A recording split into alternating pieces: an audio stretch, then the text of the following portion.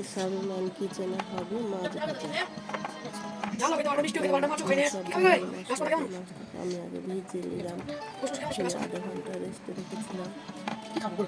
সব ধরনের মশলা দেওয়া হয়েছে, আদা রসুন মরিচ গুঁড়া জিরে বাটা।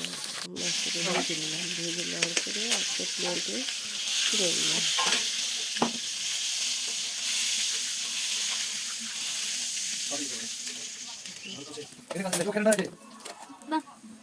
তারপরে হচ্ছে